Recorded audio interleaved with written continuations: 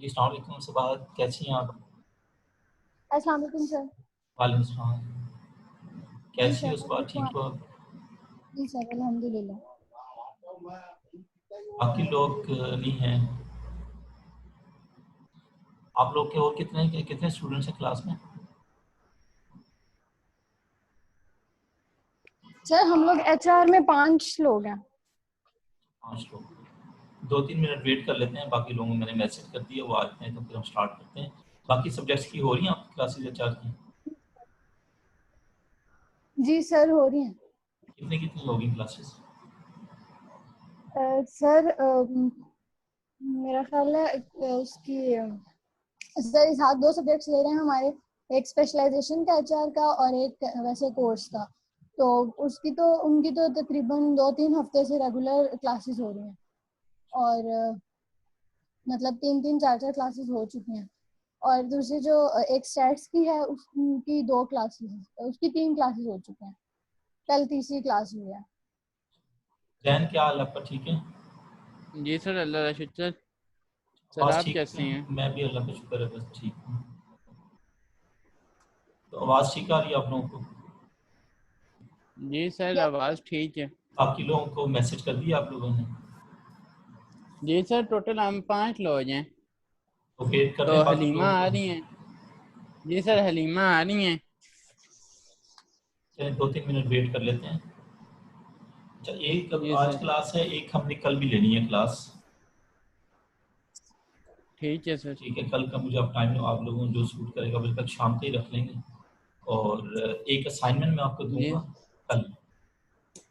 वो आपने सबमिट जो है ना 1-2 हफ्ते बाद का मैं टाइम दूंगा सब, लेकिन आप लोगों को थोड़ा सा आइडिया हो जाएगा मिड टर्म के पेपर का, मिड टर्म का पेपर कैसे कैसे होगा।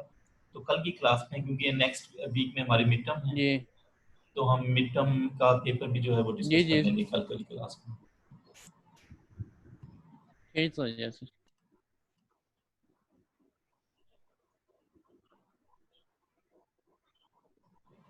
बाकी जो हमारी जो मिड टर्म के बाद की जो हम रोजाना 2-2 लेके ना क्लासेस हफ्ते में, तो फिर पूरी करेंगे क्लासेस।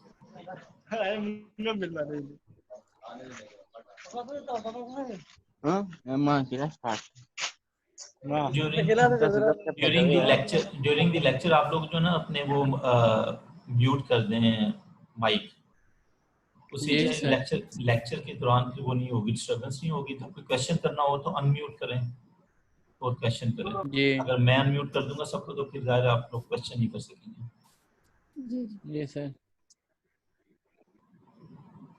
सर, मिड्स हमारा किस बेस पे होगा? मतलब आप ऑनलाइन एग्जाम लेंगे या असाइनमेंट रखेंगे फिर? ओके, मैं मतलब फॉर्मली स्टार्ट करते हैं। हमारे 5-10 मिनट ऊपर हो गए हैं, बाकी लोग फिर ज्वाइन कर लेंगे।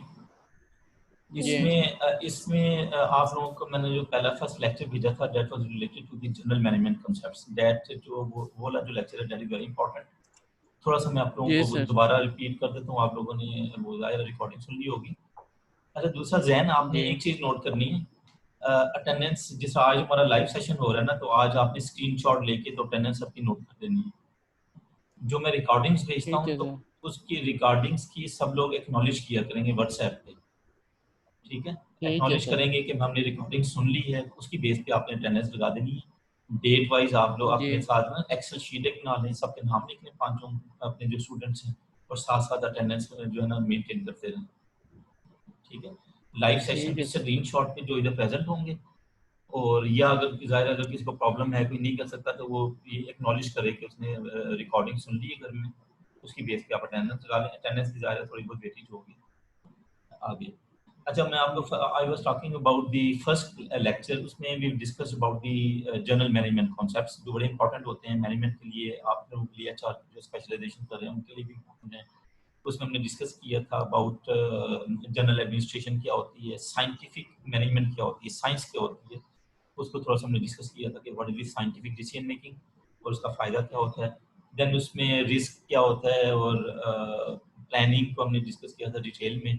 Vision, mission and policy, rule, all these are the inter related concepts, but बहुत इंपॉर्टेंट कॉन्सेप्ट हैं।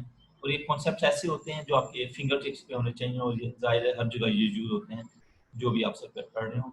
देन मोस्ट इंपॉर्टेंटली हमने जो डिस्कस किया था स्ट्रेटजी के कंपोनेंट्स को, कॉम्पिटिटिव एडवांटेज को, कॉम्पिटिटिव एडवांटेज बहुत से तरीकों से हम ले सकते हैं। लाइक आज हम थोड़ा सा डिस्कस करें ओडी में processes can be a very important source of competitive advantage. लेकिन जो एचआर है जिसमें आप लोग स्पेशलाइजेशन कर रहे हैं, उसके रोल को हमने डिस्कस किया था कि दैट इज वेरी इंपॉर्टेंट। और ह्यूमन रिसोर्स जो है that is all over the world considered as the most important and most sustainable competitive advantage. Most sustainable क्योंकि लोगों को जो स्किल्स है जो एम्प्लॉइज का, उनकी जो नॉलेज है उसको हम कॉपी नहीं कर सकते। That's why it is considered more sustainable. इसका प्रोजेक्ट क्या होता है, प्रोग्राम क्या होता है, ये जनरल के कॉन्सेप्ट्स हमने डिस्कस किए थे। Now, in this second lecture जो है we discussed about the particularly HRM में staffing क्या होती है, उसके HRM को हमने थोड़ा सा that was again a sort of revision lecture जिसमें HRM के different जो functions हैं, उसके जो different components हैं, उसको हमने थोड़ा सा रिवाइज किया, उसको डिस्कस किया। उसी के बेस में मैं आपको पहली असाइनमेंट दूंगा, हो सकता है आज मैं अपलोड कर दूं। दूसरी इंपॉर्टेंट चीज़ आप लोगों ने ये करना है कि गूगल ड्राइव में मैं शेयर किया करूंगा लेक्चर, जैसा लास्ट टाइम लेक्चर किया था अपने सब लोग, आप लोग जो है ना उधर एनरोल हो जाएं गूगल ड्राइव। आप लोगों का मिड टर्म हो जो या असाइनमेंट हो या क्विजेज हो, वो सारे आपके गूगल ड्राइव पे होंगे। तो इस तरह से अगर आप लोग उसमें नहीं होंगे, एनरोल नहीं होंगे, तो you will have the problem. उसमें आप लोग असाइनमेंट और बाकी मिड टर्म वगैरह भी अटेंड नहीं कर सकेंगे। ठीक है, तो ट्राई टू एनरोल, उसमें आप लोग जो है ना हो जाए। प्रॉब्लम हो उसका पासवर्ड वगैरह या जो कोड होता है वो अगर प्रॉब्लम है तो मुझे बताएं, वो मैं सेंड कर दूंगा उसका। Okay, now come to the today's lecture. आज के लेक्चर में थोड़ा सा मैं आपको बताऊंगा कि एचआर की हम क्लासिफिकेशन किस कैसे करते हैं with respect to the development.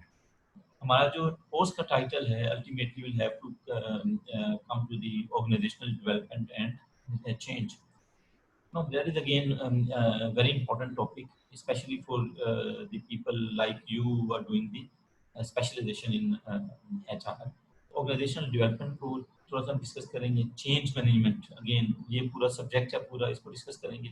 लेकिन उसको डिस्कस करने से पहले थोड़ा सा मैं आपको बताऊंगा कि हम किस तरीके से ओवरऑल जो HR को क्लासीफाई करते हैं और ओवरऑल किस तरीके से इसको हम देखते हैं।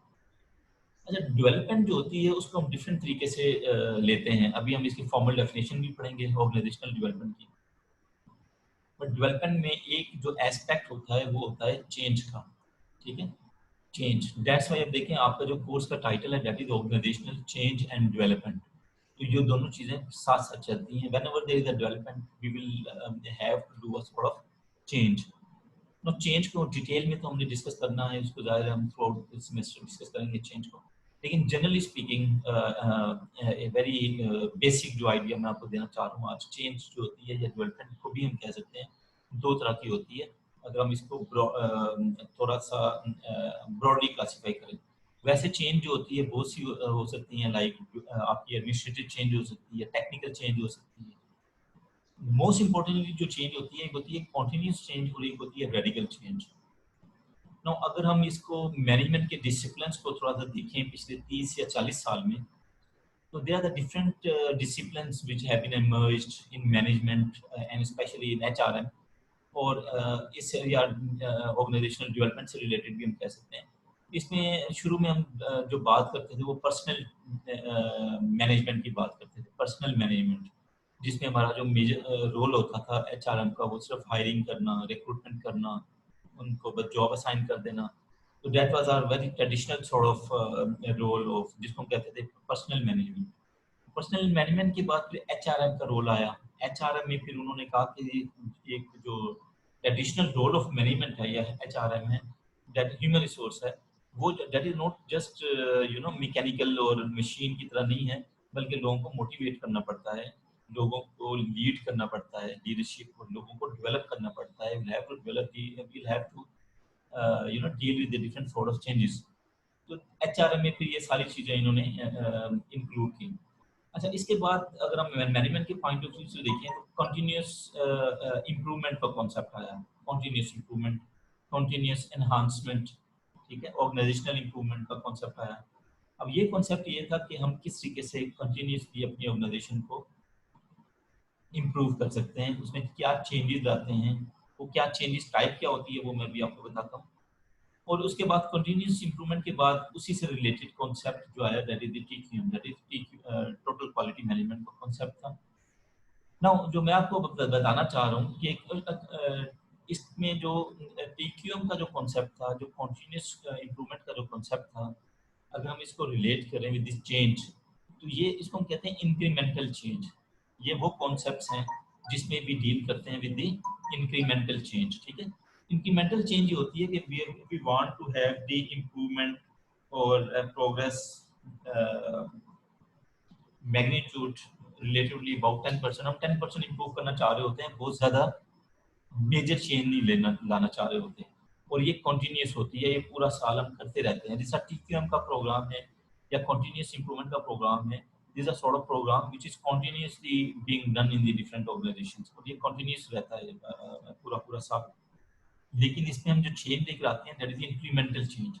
इंक्रीमेंटल चेंज का मतलब ये होता है कि हम बहुत ज़्यादा चेंज नहीं करते, हम इसको मार्जिनल चीज़ को कहते हैं, मार्जिनल चेंज लेकर आते हैं। 10% इंप्रूव करते हैं चीज़ों को, 15% इंप्रूव करते हैं। अच्छा, इसके ऑपोजिट देखें तो डिफरेंट, इसका जो नेक्स्ट कॉन्सेप्ट आया मैनेजमेंट में इन 1990s और 2000 में, अमेरिका में एक कॉन्सेप्ट आया, इसको हम डिटेल में भी डिस्कस करेंगे। लेकिन पाकिस्तान के पॉइंट ऑफ व्यू से still that is you know emerging concept, that was the radical change. Now एक होती है continuous change और एक होती है radical change। ये कॉन्सेप्ट को हमने डिटेल में डिस्कस करना है फ्यूचर में किसी डिफरेंट लेक्चर में। रेडिकल चेंज में उन्होंने कहा कि जो चेंज है दैट शुड बी रेडिकल, यानी आपकी 90% चेंज होनी चाहिए, इसमें 95% बिल्कुल 100% चेंज करते हैं। आपके जो प्रोसेसेस हैं या आपकी जो ऑर्गेनाइजेशन है वो तो 100% चेंज करें, नॉट दी 10% चेंज। अच्छा, इसमें एक और important, whenever we discuss the change, जब भी हम चेंज की बात करते हैं तो उसमें रिस्क जरूर होता है। ठीक है, whenever there is a change there is a risk. ठीक है, इसको हमने उसमें भी कॉन्सेप्ट में जो पहला लेक्चर था उसमें भी डिस्कस किया था। तो रेडिकल चेंज में जो हमारा कॉन्सेप्ट जो डिफरेंट डिसिप्लिन्स आए, उसमें बीपीआर का कॉन्सेप्ट बहुत इंपॉर्टेंट आया, that is the business process री इंजीनियरिंग, रीस्ट्रक्चरिंग का कॉन्सेप्ट आया। इसको हम डिटेल में डिस्कस करेंगे। ठीक है, अभी आपको सिर्फ मैं एक कॉन्सेप्ट दे रहा हूँ। नाउ बीपीआर में और रीस्ट्रक्चरिंग में क्या होता था कि पूरी की पूरी ऑर्गेनाइजेशन को हम बिल्कुल चेंज कर देते थे, उसका स्ट्रक्चरिंग चेंज कर देते थे। उसी से रिलेटेड बाद में जो इम्पोर्टेंट कॉन्सेप्ट आया, इस पे पूरा हम एक लेक्चर लेंगे बीपीआर पे, that is the business process री इंजीनियरिंग, कि आप अपने प्रोसेस को चेंज करते थे, रेडिकली चेंज करते थे। ठीक है, वो किसी के से चेंज करते हैं या वो क्या मेथड होता है, उसको हम प्रॉपर्ली डिफाइन करेंगे इन दी प्रोसीडिंग लेक्चर्स।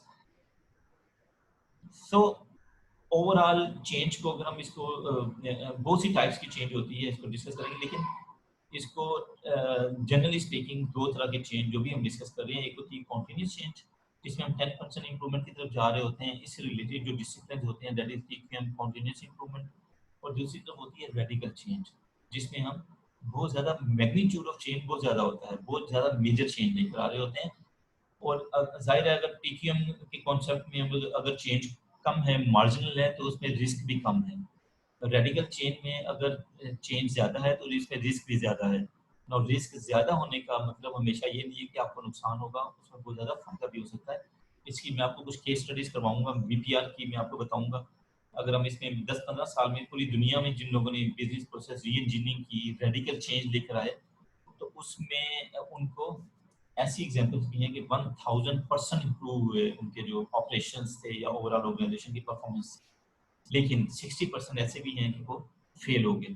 तो ये हमें थोड़ा सा देखना पड़ता है कि जो चेंज है, अगर रेडिकल अगर मैग्नीट्यूड चेंज ज़्यादा हो तो उसमें रिस्क भी इन्वॉल्व होता है, उस रिस्क को भी हमें जो है will have to deal this sort of risk. तो ये थोड़ा सा हमने क्लासीफाई किया है इसको, डेवलपमेंट को, चेंज को, और इसको किस तरीके से हम क्लासीफाई करते हैं। Now come to the HRM.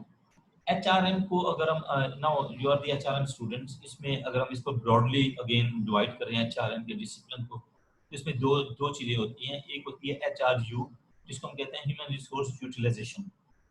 ठीक है, human resource utilization. The second one is the human resource development, HRD.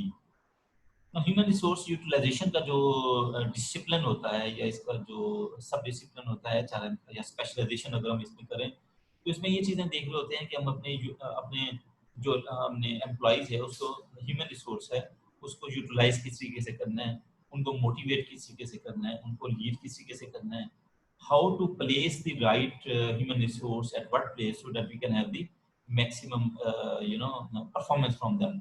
इस तरह के जितने भी टॉपिक्स हैं यूटिलाइजेशन से related, how we will utilize the human resources, that is वो इस अम्ब्रेला के अंदर आते हैं, HRU के अंदर आते हैं। नो इसके दूसरी तरफ देखें तो दैट इज दी HRD जिसको हम कहते हैं, ह्यूमन रिसोर्स डेवलपमेंट। अब इसमें जो डेवलपमेंट HRD में हम ये देख रहे होते हैं कि पूरी की पूरी ऑर्गेनाइजेशन को या ह्यूमन रिसोर्स को आपने डेवलप किस तरीके से करना है, यानी उनको किस तरीके से हमने करंट स्टेट से स्टेटस से उठा के उनको किस तरीके से हमने अप होल्ड करना है या उनको हायर स्टेज पर लेकर जाना है, उनकी किस तरीके से हमने ग्रूमिंग करनी है, क्या चेंज हम लेकर आएंगे या उसमें क्या उनको ट्रेनिंग देंगे, ठीक है। तो all these sort of disciplines that comes under the human resource development. Human resource development को फर्दर अगर हम इसको डिवाइड करें तो इसमें 3 मेजर एरियाज आते हैं जो हम डिस्कस करते हैं। उसमें एक तो ट्रेनिंग एंड डेवलपमेंट का एरिया आ जाता है, ठीक है। Training and development, now training और डेवलपमेंट में क्या डिफरेंस होता है? बाय द वे आप लोग HR के स्टूडेंट्स आप लोगों ने पढ़ा होगा, what is the difference between training and development? Anyone?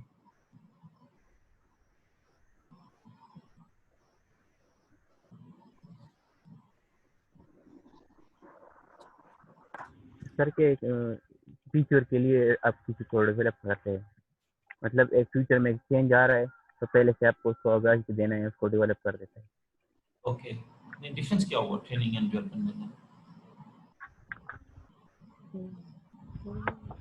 Sir training तो होती है कि जब हम अपने एम्प्लॉयज को, वर्कर्स को ट्रेन कर रहे होते हैं, और डेवलपमेंट तो होती है कि चेंज लेकर आना। वो किसी भी तरीके से हो सकती है, डिफरेंट तरीकों से हो सकती है कि आप अपनी ऑर्गेनाइजेशन में डेवलपमेंट लेकर आ रहे हो, चेंज लेकर आ रहे हो। मतलब जिस तरह न्यू टेक्निक्स लेकर आ रहे हैं तो वो डेवलपमेंट है कि आप नए, जिसको कहते हैं नए दौर के मुताबिक आप कैसे अपनी ऑर्गेनाइजेशन को लेकर चल रहे हैं।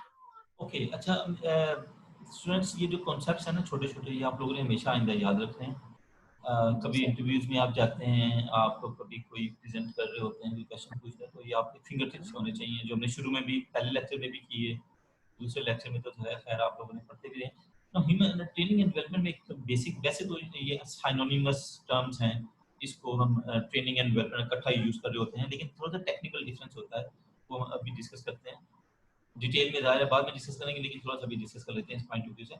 जो ट्रेनिंग होती है ना, ज़्यादातर हम उन लोगों को देते हैं जो जो करंट जॉब अभी कर रहे होते हैं, and the training is given to those people in which we are interested to train them to do their current job in a better way, ठीक है।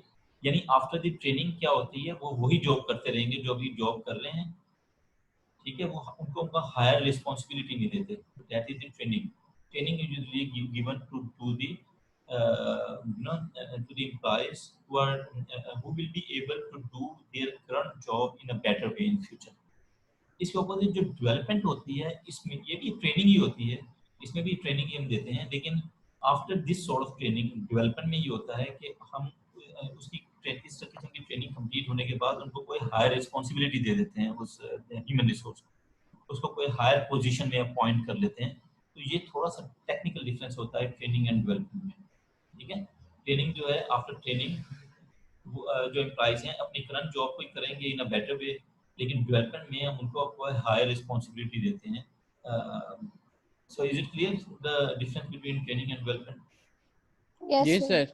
ओके, तो ये एक पूरा डिसिप्लिन है, जाहिर है आप लोगों ने शायद कोई कोर्स इसमें किया हो, स्पेशलाइजेशन किया हो, which comes under the training and development.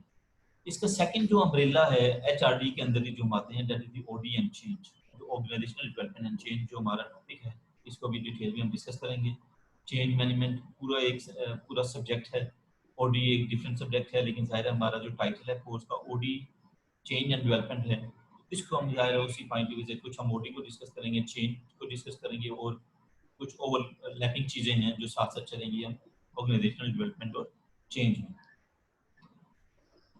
ना। ऑर्गेनाइजेशनल डेवलपमेंट में जिस हमने आपको बताया, ये जो चेंज आई उसमें हम जो है TQM और BPR दोनों चीज़ों को डिस्कस करेंगे। उसमें क्या किस किस्म की ये चेंज के पॉइंट ऑफ व्यू से है, इनकी मेंटल चेंज भी हो सकती है, उसमें कॉर्पोरेट चेंज भी हो सकती है, फिर कॉर्पोरेट डेवलपमेंट और जो है और इस किस्म की चीज़ें। इस ये जनरली एक मैंने आइडिया आपको दिया कि हम किस तरीके से एक पूरा HRM को और पूरे डिसिप्लिन को जो है आपस में डिवाइड करते हैं। नाउ इसमें ये वाली स्लाइड अभी मैं स्किप करता हूँ, हम थोड़ा सा इससे स्टार्ट करते हैं। Role of HR in BPR को भी मैं स्किप करूँगा, बीपीआर को हम डिटेल में डिस्कस करेंगे अपनी किसी स्लाइड में। Let's again come to the change. Change क्या होती है और what is change by the way, क्या होती है चेंज?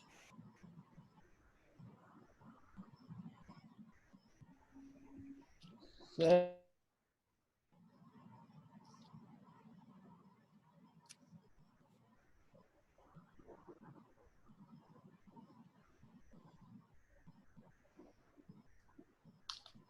ओके, इसमें आज हम जो है ना एक जनरल सा डिस्कस करेंगे, फिर अगली क्लासेस से हम इसको स्पेसिफिक हो जाएंगे थोड़ा सा चेंज मैनेजमेंट ऑर्गेनाइजेशनल डेवलपमेंट की तरफ। चेंज देखें, चेंज का मतलब ये है कि एक इसकी ऑपोजिट देखें, एक चीज़ होती है कांस्टेंट, कम एक ही तरीके से जो है वो चीज़ों को करते रहें, दैट इज कांस्टेंट। उसके ऑपोजिट जो है चेंज, कि हम चेंज लेकर आए, यानी एक करंट स्टेटस से हम अपने आप को चेंज करें और किसी दूसरे स्टेटस पे लेकर आए। तो मेकिंग थिंग्स डिफरेंट, इसको अगर हम एक सिंपल वे में we can also say that change means making things different in the different way. No, इसमें अगर हम इसको रिलेट करें with the organizational point of view से, तो I would give you the example of public sector एक organization होती है, कुछ आपकी प्राइवेट सेक्टर ऑर्गेनाइजेशन होती हैं, कुछ आपकी मल्टीनेशनल ऑर्गेनाइजेशन होती हैं। तो अगर इन दोनों को थोड़ा सा कंपेयर करें with respect to the change, कि किसी किसी आपने देखा होगा पब्लिक सेक्टर जो आपकी ऑर्गेनाइजेशन है उसमें बड़ी चेंज बड़ी कम आती है, बड़ी अगर आती भी है तो बड़ी स्लोली आती है, वो लोग चेंज को अडॉप्ट नहीं करते, रिस्क टेकर नहीं होते, वो risk they avoid the take, वो कहते हैं कि जैसे 10 साल में चीज़ें चल रही हैं वैसे ही चीज़ें चलती रहें, ठीक है। उनका कल्चर इस किस्म का होता है कि वो कॉन्स्टेंटली जैसे वो 10 साल पुरानी चीज़ें चल रही, आप पाकिस्तान पब्लिक सेक्टर को देख लें कि जैसे पुरानी चीज़ें कर रही हैं वो देख, अगर कोई उन्हें प्रॉब्लम आती है वो पुराना प्रेसिडेंस देखते हैं कि पहले कई ऐसी प्रॉब्लम को किसी किसी लोगों ने सॉल्व किया, उसी तरीके से लोगों को अपनी प्रॉब्लम्स को सॉल्व करते हैं। इसके ऑपोजिट देखें, जो आपके मल्टीनेशनल ऑर्गेनाइजेशंस होती हैं, प्राइवेट ऑर्गेनाइजेशंस होती हैं, ये जो चेंज आती है वो बड़ी क्विकली उधर आती है, वो क्विकली चीज़ों को अडॉप्ट करते हैं, जैसे टेक्नोलॉजी आती है उसको अडॉप्ट करते हैं, डिफरेंट चीज़ों को डिफरेंट तरीके से कर रहे होते हैं, रिस्क टेकर्स होते हैं, ठीक है, और उसको भी मैनेज भी करते हैं रिस्क को। तो they like doing the things in the different वे, वो कभी भी ऐसा नहीं होता कि एक ही तरीके से जैसे 10 साल से चीज़ें चल रही हैं, वो साथ साथ चेंज लेकर आते हैं, डेवलपमेंट कुछ ना कुछ करते रहते हैं। तो but in the two days scenario जो है, जो चेंज है उसको हम कहते हैं कि दैट हैज बिकम कांस्टेंट, यानी कि आपको चेंज मैनेजमेंट जो है इतना इंपॉर्टेंट डिसिप्लिन बन गया हुआ है कि आपको ऑर्गेनाइजेशन के पॉइंट ऑफ व्यू से कुछ ना कुछ चेंज लेकर आनी होती है। क्योंकि इसकी रीज़न क्या है कि अगर हम इसकी टेक्नोलॉजी को देखें और बाकी चीज़ों को देखें, टेक्नोलॉजी यू नो कि रैपिडली चेंज हो रही है। हम जब ऑर्गेनाइजेशन की डिफरेंट एनवायरनमेंट्स को डिस्कस करते हैं तो एक होती है टेक्निकल एनवायरनमेंट, ठीक है, ये आप लोगों ने पढ़ी होगी ज़्यादा, डिफरेंट एनवायरनमेंट जो आपकी एक्सटर्नल एनवायरनमेंट होती है, इंटरनल एनवायरनमेंट होती है। नाउ जो टेक्निकल एनवायरनमेंट है that can be the part of the internal environment as well as that can be the part of the external environment.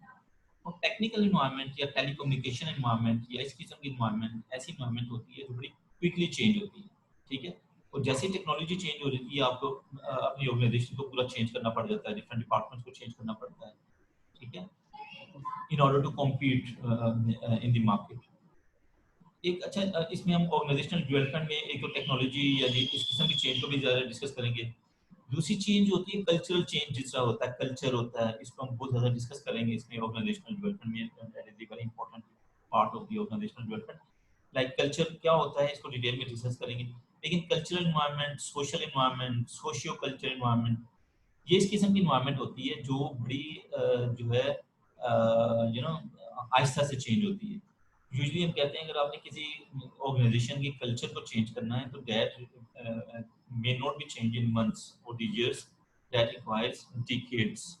Decades चाहिए होते हैं, 10 साल चाहिए होते हैं आपको किसी भी ऑर्गेनाइजेशन के कल्चर को चेंज करने के लिए, किसी भी कंट्री के कल्चर को चेंज करने के लिए।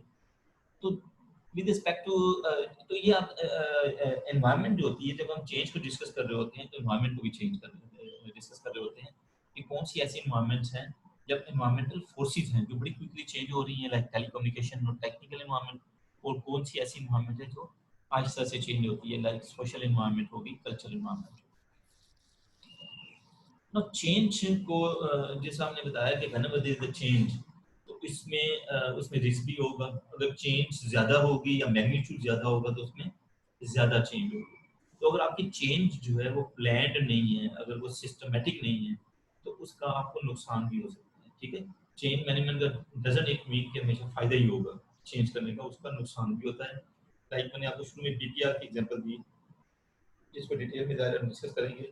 There are 60% examples in the last 10 to 20 years जिन लोगों ने रेडिकल चेंज किया वो फेलियर हो गए, ठीक है, फेल हो गए। लेकिन 40% जो सक्सेसफुल हुए वो इतने ज़्यादा सक्सेसफुल हुए कि उनको 1000% इंप्रूवमेंट भी हुई। तो चेंज को अगर हम मैनेज नहीं करेंगे, उसको प्लान नहीं करेंगे, तो वो चेंज जो है that can be also harmful. तो इस तरह से चेंज को जब हम डिस्कस करते हैं तो we discuss the plan change. जो हमारा, जो मैं आप लोगों को बुक दूंगा उसमें पूरा एक चैप्टर होगा प्लान, किसी की प्लान चेंज को जो है एग्जीक्यूट करते हैं। तो it includes the activities that are intentional and goal oriented, यानी गोल ओरिएंटेड होनी चाहिए, इंटेंशनल होनी चाहिए, आपको पता होना चाहिए कि इसमें क्या ना गोल्स क्या होते हैं प्लान चेंज के, that is improving the ability of the organization to adopt change in its environment. ना एनवायरनमेंट आप लोगों ने सबने आपको एनवायरनमेंट का कॉन्सेप्ट है ना, व्हाट इज एनवायरनमेंट? एनवायरनमेंट क्या होती है बाय द वे, हम डिस्कस कर रहे थे environment. Sir everything around surrounding अच्छा, our environment. Like what? Sir like in Pakistan जैसे कोई भी मैन्युफैक्चरिंग कंपनी है तो सर वो मैन्युफैक्चरिंग सीजन भी उस पर इन्वायरमेंट है। और सर उसकी जितनी भी इंटरनल इन्वायरमेंट ऐसी है कि जैसे उन कंपनीज के ड्यूरिंग द टाइम वो जो भी काम चलते हैं वो भी जिस तरह से वो काम चलते हैं वो भी उनका इन्वायरमेंट है और वो भी इसी में आता है सर। उनका जो वर्ल्ड का इन्वायरमेंट है या सीन मैनेजर्स होते हैं सर वो भी जिस तरह से एम्प्लॉयज़ जाहिर चलते हैं और वो जिस तरह से उनकी परफॉर्मेंस इंक्रीज चलते हैं तो सर ये भी सारा इन्वायरमेंट में आता है। ओके ओके, ठीक है जैन, आप ठीक कह रहे हैं, लेकिन एक थोड़ा सा इसमें मैं जो चीज ऐड करूंगा। जो चीज़ आप इफेक्ट करता है वो इन्वायरमेंट। ओके, ठीक है, और anyone else?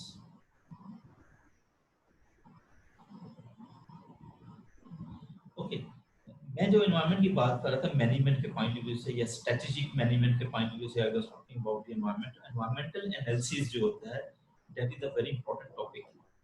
I don't know, I think आप लोगों ने डिटेल में पढ़ा होगा, लेकिन थोड़ा सा मैं आपको बताता हूँ। देखिए एनवायरनमेंट को जब हम डिफाइन करते हैं तो एनवायरनमेंट को हम कहते हैं environment includes all those forces which can effect your organization in any way.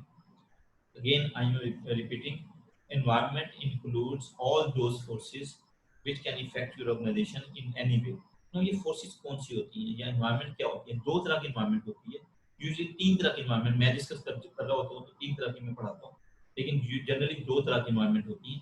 एक होती है internal environment और एक होती है external environment। ठीक है, one is the internal environment, the other one is the external environment.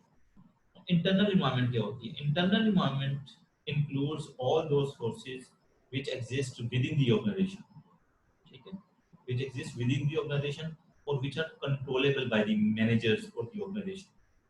यानी इंटरनल इन्वायरमेंट में वो तमाम फोर्सेस होती हैं जो जिनको ऑर्गेनाइजेशन कंट्रोल कर सकती है, ठीक है, और which exist within the organization. Internal environment में क्या चीज आती है? लाइक आपकी पॉलिसीज आ जाती है ऑर्गेनाइजेशन की, जो हमने डिस्कस किया था फर्स्ट लेक्चर में। आपके रूल्स आ जाते हैं, विजन आ गया ऑर्गेनाइजेशन का, मिशन आ गया, प्रोसीजर आ गए, आपका एचआरएम डिपार्टमेंट्स आ गए, डिफरेंट डिपार्टमेंट्स आ गए। ये सारी वो फोर्सेस हैं जिनको ऑर्गेनाइजेशन कंट्रोल कर सकती है, चेंज कर सकती है, ठीक है। आपका एमआईएस डिपार्टमेंट आ गया, आपकी टेक्निकल एनवायरनमेंट आ गई। Now, technical environment can be the part of the internal environment as well as the external environment.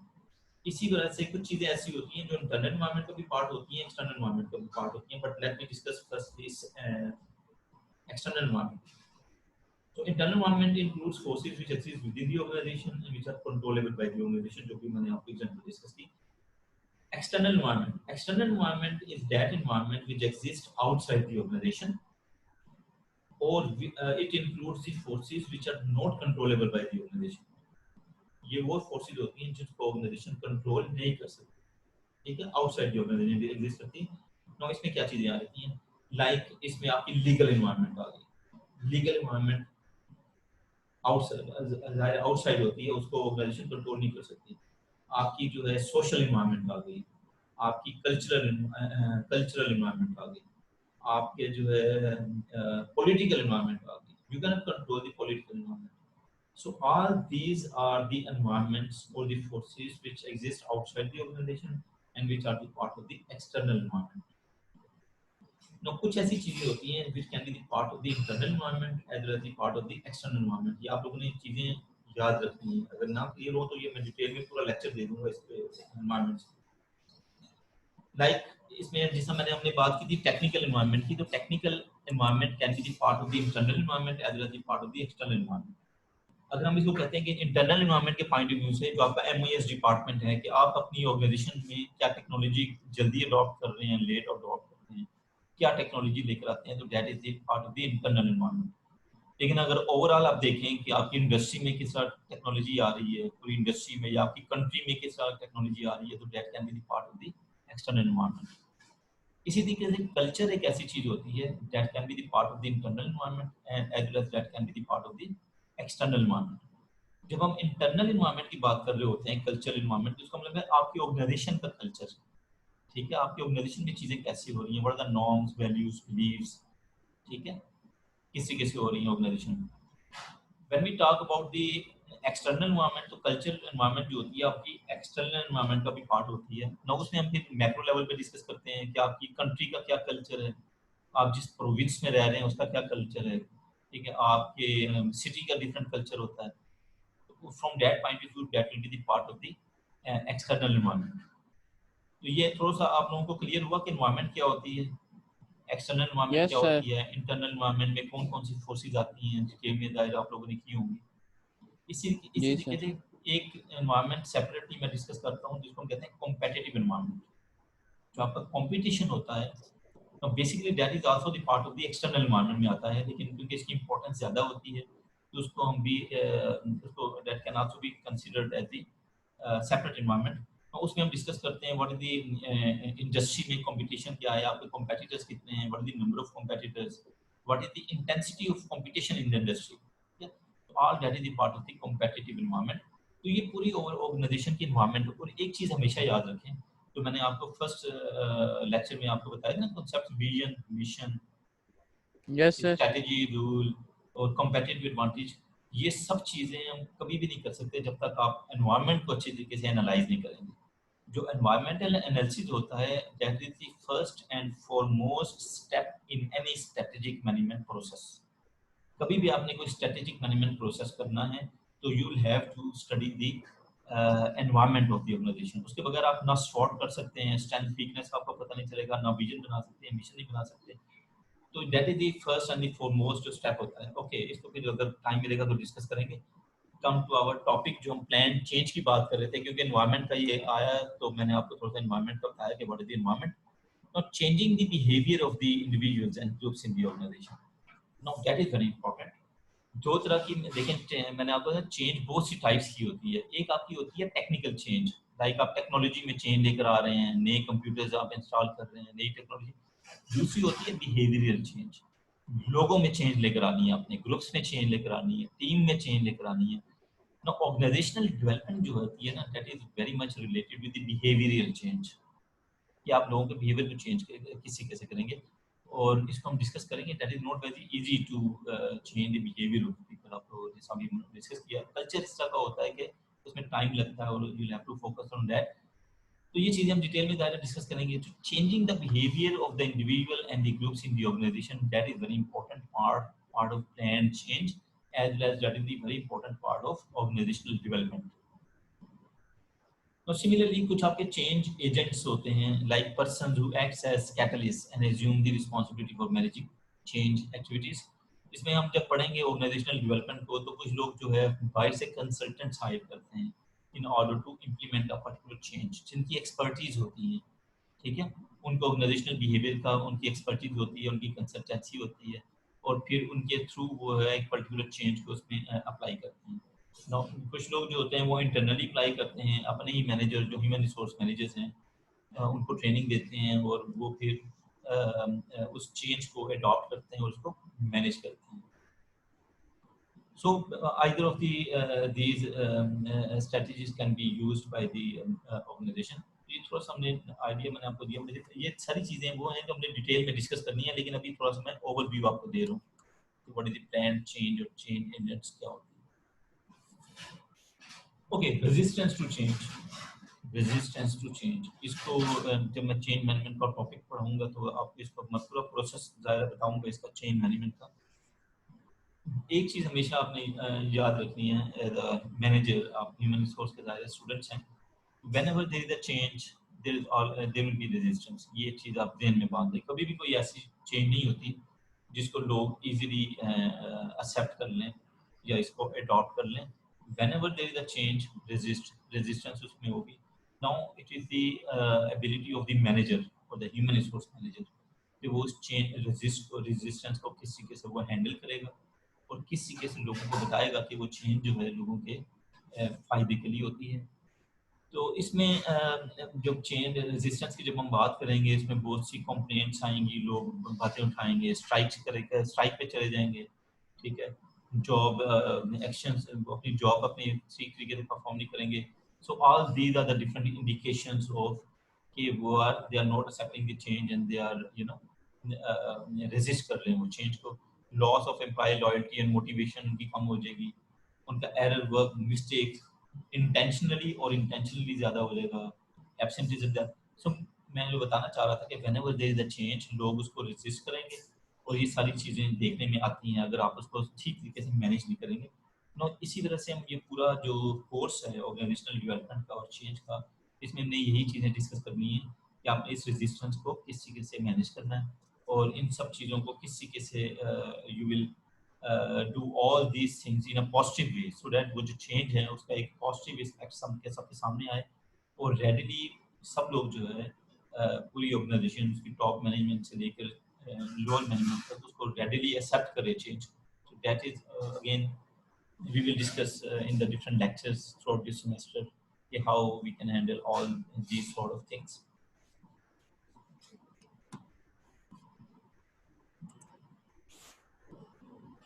Overcoming the resistance to change detail में हम डिस्कस करेंगे, लेकिन कुछ पॉइंट्स इधर डिस्कस कर लेते हैं. Tactics for dealing with resistance to change, educate हम करेंगे. Communication, that is a very important.